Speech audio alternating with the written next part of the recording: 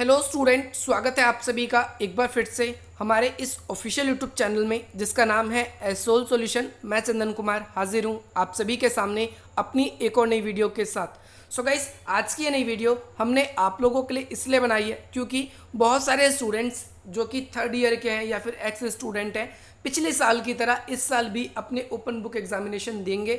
यानी last year भी open book examination हुए थे, बहुत सारे स्टूडेंट्स ने दिया था थर्ड ईयर के और एक्स स्टूडेंट में से, उसमें से बहुत सारे स्टूडेंट्स पास भी हुए थे और बहुत सारे स्टूडेंट्स ईआर के कारण एक साल अपना उन्हें बर्बाद करना पड़ा है। तो इस साल भी बहुत सारे स्टूडेंट्स ऐसे हैं जो एसयूएल के हैं, एनसीवैप के हैं या फिर रेगुलर कॉलेज के हैं।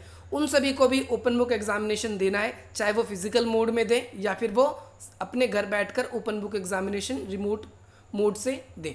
तो यहाँ पर बात करने वाले हैं हम हिस्ट्री के पेपर के बारे में। आप सभी जानते हैं कि हमने एक सीरीज चला रखी है जिसके अंदर हम लास्ट ईयर आप लोगों के जो अगस्त में ओपन बुक एग्जामिनेशन हुए थे उसके क्वेश्चन पेपर डिस्कस हो रहे हैं। अब तक हमने आप लोगों के लिए थर्ड ईयर के ग्लोबलाइजेशन के और थर्ड ईयर के पॉलिटिकल साइंस के क्वेश्चन पेपर्स आप लोगों के लिए अपलोड कर दिए हैं, वीडियो बना दिए, क्या क्या क्वेश्चन आए थे, कैसे कैसे क्वेश्चन पूछे गए थे और आपको किस तरीके से उसके आंसर्स लिखने, इसके बारे में भी हमने बताया था। तो आज की इस नई वीडियो में हम हिस्ट्री के बारे में डिस्कशन करने वाले हैं क्योंकि ये आप लोगों के लिए ज़रूरी इसलिए बन जाता है। आप लोगों ने फर्स्ट ईयर में जो नॉर्मली सेंटर्स पे जाकर एग्जाम दिए थे, सेकंड ईयर में आप लोगों के लिए असाइनमेंट्स आए थे, अब थर्ड ईयर में जो ओपन बुक एग्जामिनेशन होने वाला है इसका प्रोसीजर थोड़ा अलग है क्योंकि पहले आप लोग आराम से कर लेते थे। यहाँ पर टाइम लिमिट है, उसी के अंदर क्वेश्चन करने, और सबसे बड़ी बात यहाँ पर है सिर्फ 6 ही क्वेश्चन आपके आएंगे जिसमें से आपको 4 करने होंगे। क्वेश्चन इतनी ईजी नहीं रहते, इसीलिए आप लोगों के लिए लास्ट ईयर का जो पेपर है उसको अच्छी तरीके से देखना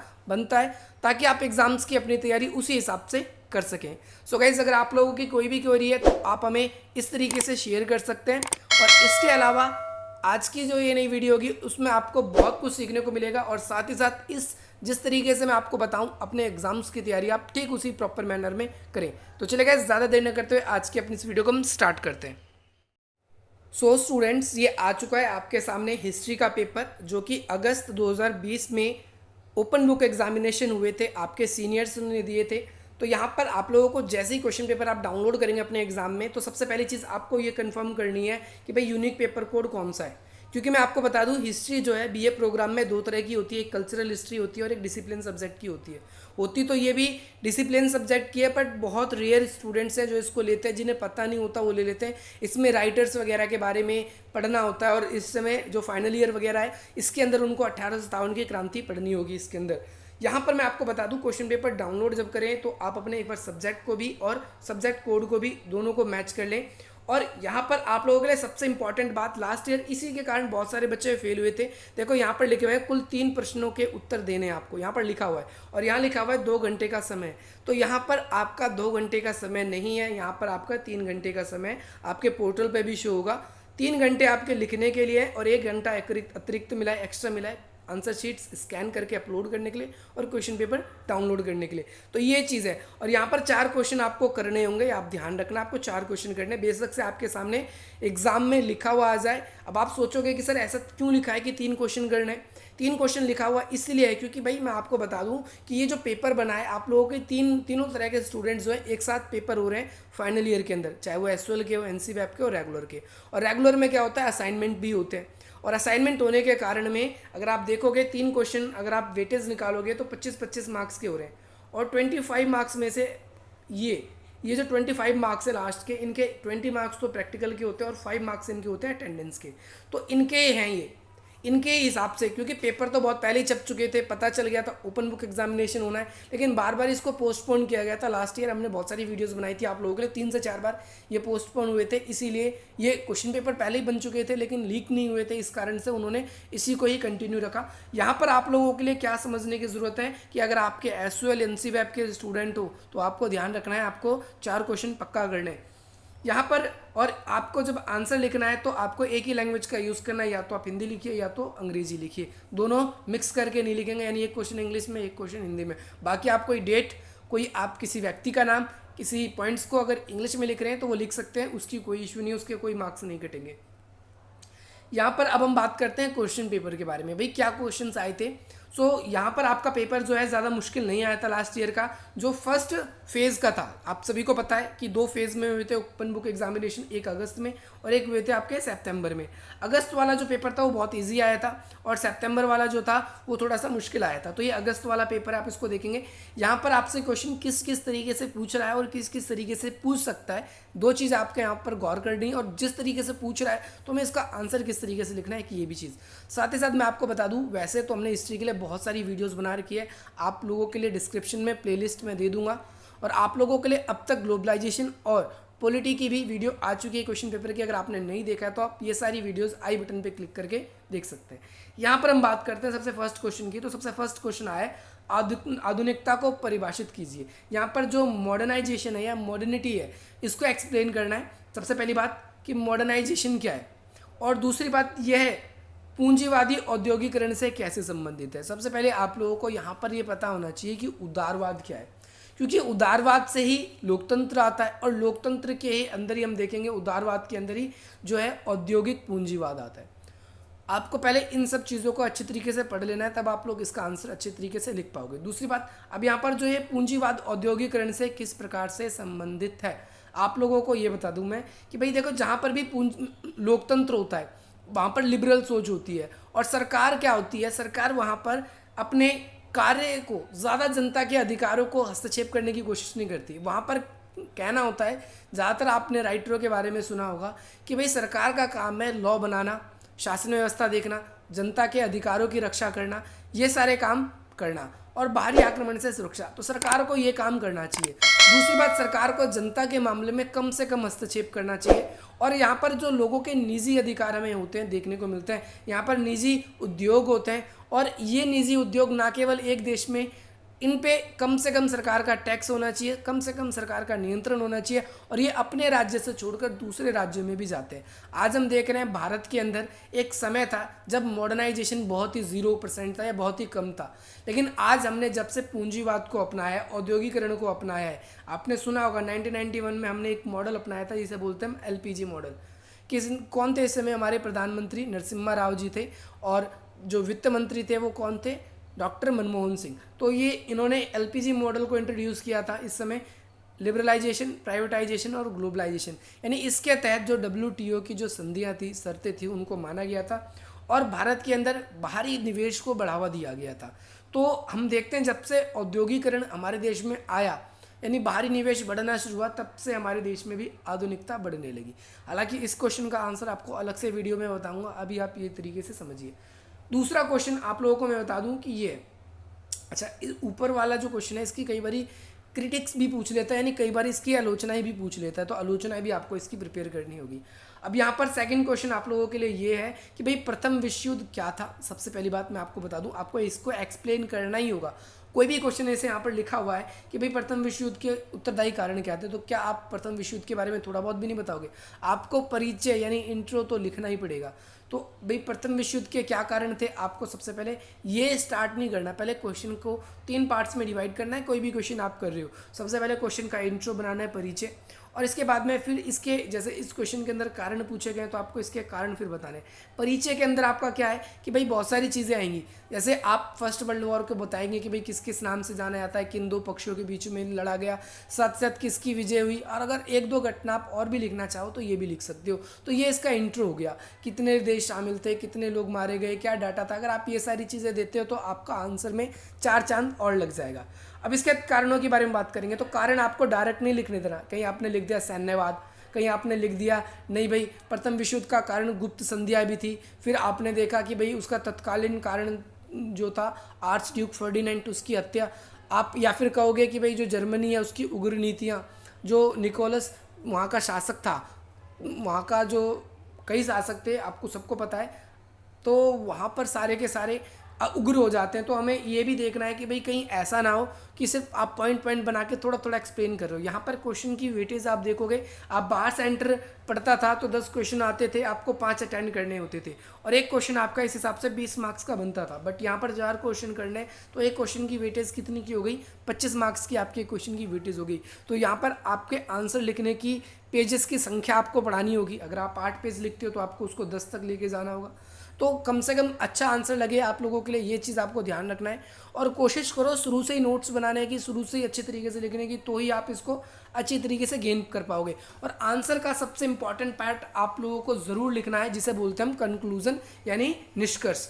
हर एक क्वेश्चन के अंदर आपको निष्कर्ष जरूर लिखना है। अगर आपने ये नहीं लिखा तो आपका आंसर अधूरा है। आप लोगों को निष्कर्ष कैसे लिखना होता है, बहुत सारी वीडियोस मैंने बनाई है, आप प्लेलिस्ट देखिए, डिस्क्रिप्शन बॉक्स में भी है, हिस्ट्री की भी, ग्लोबलाइजेशन की भी और पॉलिटिकल साइंस की भी, मास्टर्स के लिए भी है और वो ग्रेजुएशन के स्टूडेंट्स के लिए भी, तो आप कंफ्यूज मत होना। अब यहाँ पर अगले क्वेश्चन के बारे में बात करते हैं। थर्ड क्वेश्चन क्या है, रूस की क्रांति, यानी रूस में जो 1917 में क्रांति हुई थी, ऐसे भी क्वेश्चन पूछ सकता है आपसे कि 1917 में हुई रूस की क्रांति के क्या प्रभाव थे। या फिर आपसे अलग तरीके से जो ये बोल्शेविक क्रांति, आपसे इस तरीके से भी पूछता है। या साम्यवादी क्रांति किस देश में हुई थी, उसके क्या, जैसे इस क्वेश्चन में प्रभाव पूछे तो आपसे कारण भी पूछे जा सकते हैं, क्या कारण थे। तो इसके प्रभाव अगर आप बात करेंगे तो बहुत सारे प्रभाव थे। जैसे हम देखेंगे कि भाई वहाँ पर जार निकोलस द्वितीय जो था, उसका शासन बहुत ही तानाशाह था, जार वंश खत्म हो गया, वहाँ पर हमने देखा निरंकुशता का अंत हो गया। उसके बाद में जो साम्यवादी शासन व्यवस्था है, जो कि समाजवाद को फॉलो करती है, उसकी शासन व्यवस्था आई। इसके बाद में हम देखते हैं कि भाई जो पहले रूस के नाम से जाना जाता था एक देश, अब वो 15 गणराज्यों से मिलकर सोवियत संघ बन गया। और साथ ही साथ हम ये भी देखेंगे कि आगे चलकर जो रूस है उसकी प्रतिष्ठा 1917 में युद्ध के कारण जो खराब हो गई थी, वो धीरे धीरे क्या होता है, अपनी प्रतिष्ठा को स्ट्रांग बनाने लगता है और आगे चल के सेकेंड वर्ल्ड वॉर के बाद दुनिया की दूसरी ताकत भी बनता है। यहाँ पर हम और भी चीज़ों को अगर डिफाइन करना चाहें तो और भी चीज़ों को डिफाइन करेंगे यहाँ पर, कि जो लेनिन थे या जो ट्रास्टस्की थे, उन्होंने पूरी दुनिया में साम्यवाद को प्रचार प्रसार करने में मुख्य भूमिका निभाई। तो ऐसे कई प्रभाव रहे जो हम यहाँ देखते हैं कि भाई रूस में जब बोल्शेविक क्रांति हुई तो इसके ये प्रभाव पड़े। इसके बाद हम देखते हैं कि भाई जर्मनी में नाजीवाद के उदय के क्या कारण थे। आपको नाजीवाद के बारे में पता होगा, नाजिज्म जिसे बोलते हैं इंग्लिश में। तो हिटलर के बारे में आपने सुना होगा अपने नाम, अपने बचपन से लेकर अब तक कभी, तो हिटलर ही था जिसने नाजीवाद की स्थापना करी थी। ये एक तानाशाह था और एक तानाशाही शासन व्यवस्था थी नाजीवाद। इनकी पार्टी थी नात्से पार्टी थी। तो हम देखेंगे कि भाई हिटलर ने पार्टी बनाई थी और ये बेसिकली नाजीवाद के उदय के क्या कारण थे। आप सभी को पता है प्रथम विश्व युद्ध जब खत्म हुआ 1918 में, तो सभी देशों ने देखा कि भाई जर्मनी जो है भाई ये काफ़ी ताकतवर हो गया था और इससे ही अब युद्ध का सारा हर्जाना लिया गया। मैंने इसके बारे में अलग से वीडियो बनाई है, बोल्शेविक क्रांति के बारे में भी बताया मैंने आप लोगों को, और साथ ही साथ मैंने जो वर्साई की संधि थोपी गई थी जर्मनी के ऊपर, उसके बारे में बताया गया कि युद्ध का सारा हर्जाना लिया गया, इसकी सेना सारी छीन ली, इसके सारे उपनिवेश छीन लिए गए थे। तो भाई जर्मनी को पूरी तरीके से तोड़ दिया गया था। जर्मनी का जो राजा था उस पर क्या किया गया था, युद्ध अपराध का भाई मुकदमा भी चलाया गया।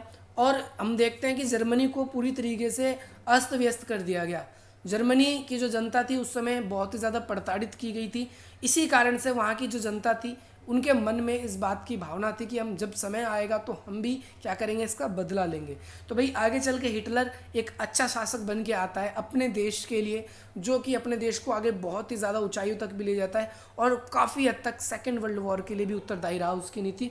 यहाँ पर हम ये बात नहीं करेंगे कि वो अच्छा था या बुरा था, पर यहाँ पर नाजीवाद के उदय कारण क्या थे तो हमने देखा नाजीवाद के जो उदय के कारण थे वो वर्साई की संधि, दूसरा हिटलर का चरित्र, तीसरी बात हम कहें तो जो मित्र राष्ट्र थे उनके द्वारा किए गए अत्याचार, और साथ ही साथ यहाँ पर हम देखेंगे अंतर्राष्ट्रीय स्तर पर जो क्राइसिस आता है, अंतर्राष्ट्रीय स्तर पर जो हम देखते हैं संकट आता है, आर्थिक संकट, ये भी काफ़ी हद तक, इसके बारे में भी अलग से वीडियो बनाए रखी है, आप उसको देख सकते हैं। और अलग से मैं आप लोगों के लिए वीडियोस भी लेकर आऊँगा आप लोगों के एग्जाम्स की तैयारी करने के लिए। अगर आप लोगों ने अब तक हमारे चैनल को सब्सक्राइब नहीं किया तो कर लें, क्योंकि एग्जाम्स की आप लोगों की तैयारी यहाँ से अच्छी खासी होने वाली है। अब अगली चीज़ है शीत युद्ध। गाइज ये आपके पॉलिटी के लिए भी बहुत इंपॉर्टेंट है और हिस्ट्री के लिए भी। ये कॉमन क्वेश्चन है, ये आपके एग्जाम में आपको देखने को अवश्य मिलेगा कि भाई शीत युद्ध शब्द की व्याख्या करनी है। सबसे पहले कोल्ड वॉर है क्या, आपको व्याख्या करनी होगी, इसके बारे में बताना होगा कि भैया पंडित जवाहरलाल नेहरू जी ने शीत युद्ध को कैसे परिभाषित किया है। इसके अलावा जो और भी राइटर हैं उन लोगों ने किस तरीके से इसको परिभाषित किया है। इसके साथ साथ शीत युद्ध की क्या प्रकृति रही है, शीत युद्ध का क्या अंत हो गया, इसके बारे में भी हल्का फुल्का बताएंगे।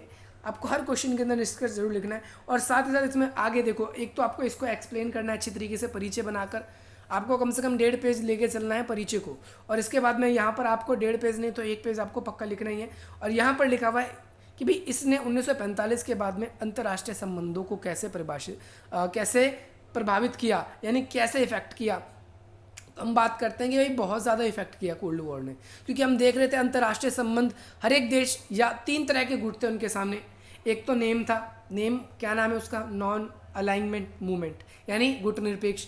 दूसरा हम देखते हैं यूएसएसआर, और तीसरा हम देखते हैं यूएसए। तो ये 3 तरह के गुट थे। जो भाई इन दोनों के गुट में शामिल नहीं होना चाहते थे वो गुट निरपेक्ष में शामिल हो रहे थे।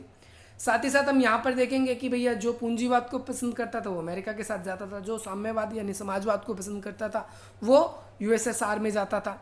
तो यहाँ पर हम देखते हैं कि भाई पूरी दुनिया जो है 3 खेमे में बट गई थी, और संबंध भी इस तरीके से प्रभावित हो रहे थे कि भैया यहाँ पर देश अपनी आर्थिक मदद के लिए भी वहाँ पर उन गुटों के साथ शामिल हो रहे थे। अंतर्राष्ट्रीय संबंधों को कैसे प्रभावित किया, ये क्वेश्चन आप लोगों को इसके अंदर बताना है कि भाई हम यहाँ देखते हैं कि पूरी दुनिया पर युद्ध का, आतंक का माहौल रहा। एग्जाम्पल के लिए आप बहुत सारे, आपके पास में कोरिया संकट है, आपके पास में बर्लिन संकट है, आपके पास में वियतनाम संकट है, आपके पास में अफगान संकट है, आपके पास में कांगो संकट है, आपके पास में ऐसे बहुत सारे संकट है। भारत पाकिस्तान के भी बारे में बात कर सकते हैं हम। तो ऐसे बहुत सारे कॉन्सेप्ट देखने को मिले कोल्ड वॉर में, जहाँ पर बहुत सारे समय पर हमें लगा कि युद्ध हो जाएगा। क्यूबा मिसाइल संकट उनमें से एक है। और इसके अलावा हम ये भी देखते हैं कि भाई काफ़ी हद तक दोनों देशों ने, यूएसए ने और अमेरिका ने, यूएसए और सोवियत संघ ने, दोनों ने मिलकर अपने आप को स्ट्रांग बनाने के लिए काफ़ी हद तक मिलिट्री भी डेवलप करी। अपनी मिलिट्रीज़ में उन्होंने बहुत सारे तरह तरह के हथियार बनाए। अगर हम बात करते हैं तो परमाणु बमों की, तो अमेरिका ही था जिसने 1942 में अपने परमाणु बम को उसका सक्सेसफुली इस्तेमाल आगे किया। आपने देखा 1945 में, लेकिन 1942 में उसको डेवलप कर लेता है। आगे चल के 1949 में यूएसएसआर भी यानी सोवियत संघ भी डेवलप करता है। तो ऐसे एक एक करके सारे देश हथियारों की ओर भी करने लगते हैं। साथ ही साथ हम यहाँ पर ये देखते हैं कि जो यूएनओ है वो एक मुख्य दर्शक बना रहता है।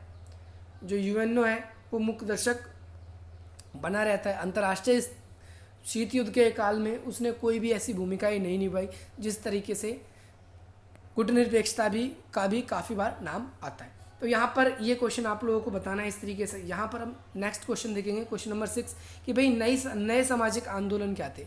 नए सामाजिक आंदोलन आपको बताना है, लेकिन क्वेश्चन पूरा पढ़ना है। यहाँ पर 2 के संदर्भ में बताना है, या तो आपको फेमिनिज्म के ऊपर बताना है, नारीवाद के ऊपर बताना है, या फिर आप लोगों को पर्यावरण आंदोलन के बारे में बताना है।